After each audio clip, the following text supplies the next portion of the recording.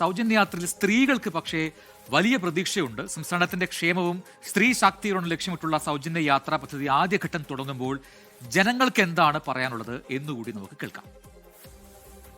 June 15 മുതൽ KSRTC ബസ്സുകളിൽ സ്ത്രീകൾക്ക് അത് സൗജന്യ യാത്രയാണ്. സ്ത്രീകൾക്ക് മാത്രമല്ല ട്രാൻസ്ജെൻഡേഴ്സിനും സൗജന്യ യാത്രയാണ് പറഞ്ഞിരിക്കുന്നത്. പ്രിയദർശിനി എന്ന പേരിൽ ആരംഭിച്ചിരിക്കുന്ന ഈ പദ്ധതിയുടെ ആദ്യഘട്ടം എന്ന് പറയുന്നത് ഓർഡിനറി ബസ്സുകളിലാണ്. നിരവധിയായിട്ടുള്ള സ്ത്രീകളൊക്കെ ഈ ബസ്സിലുണ്ട്. അതിനകത്ത് ഇപ്പോൾ മുഖ്യമന്ത്രി പറയുന്നുണ്ടായിരുന്നു അവരുടെ ഈ പദ്ധതിയിൽ അതിൽ പ്രായഭേദമന്യെയാണ് ഈ പദ്ധതി നടപ്പിലാക്കുന്നത് എന്നാണ് അവർ പറഞ്ഞിരിക്കുന്നത്.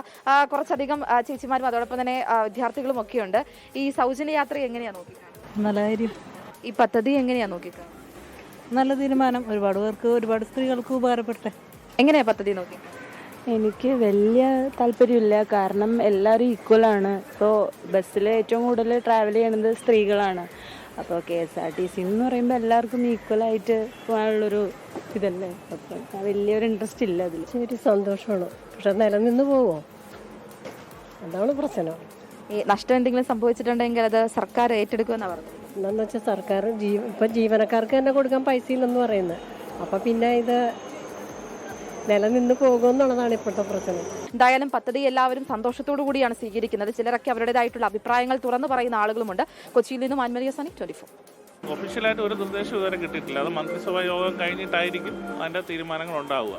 അത്രയും ഇന്നുണ്ടാവുകയാണെങ്കിൽ മാക്സിമം ഇന്ന് അല്ലെങ്കിൽ നാളെ വരും. അങ്ങനെയാണ് ഇപ്പം അത് ജിയോ ഇറങ്ങുന്നത്. അങ്ങനെയാണ് മന്ത്രിസഭാ യോഗം കഴിഞ്ഞിട്ട് അതിൻ്റെ പ്രൊസീജിയറുണ്ട്. അത് കഴിഞ്ഞിട്ട് ജിയോ ആയിട്ട് ഇറങ്ങി വരാറുള്ളൂ. അത് നല്ലതല്ലേ. നല്ലതെന്ന് പറഞ്ഞാൽ വേറെ ഒന്നുമില്ല. വയസ്സായ അമ്മമാരെ ജോലിയുള്ള സ്ത്രീകളെ ഒഴിവാക്കുക മാക്സിമം. എന്ന് വെച്ചാൽ അവർക്കൊരു നഷ്ടം വരാത്ത രീതിയിൽ ചെയ്യുക. വയസ്സായ അമ്മമാർ, വയസ്സായ അച്ഛന്മാർ, പിന്നെ ഒട്ടും നിവൃത്തിയില്ലാത്ത സ്ത്രീകൾക്ക് അങ്ങനെ പോവാന്നുള്ള ഒന്നും തന്നിട്ടില്ല. പെണ്ണുങ്ങൾക്ക് കൊടുത്തിട്ടുള്ളൂ. കിട്ടിയാൽ കൊള്ളാം, അത്രേ ഉള്ളൂ. അതിന് ഒരുപാട് ബാധ്യതകൾ ഗവൺമെന്റിന് വരും.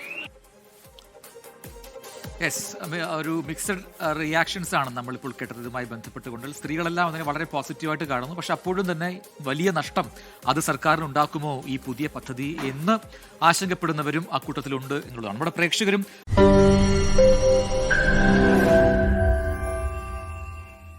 ലോകത്തെവിടെയായാലും ഏത് സമയത്തും 24 വാർത്തകളും ഓഗ്മെന്റഡ് റിയാലിറ്റി പാക്കേജുകളും എക്സ്പ്ലെയിനറുകളും വിശദമായി കാണാൻ ഞങ്ങളുടെ YouTube ചാനൽ നിങ്ങൾക്ക് സബ്സ്ക്രൈബ് ചെയ്യാം.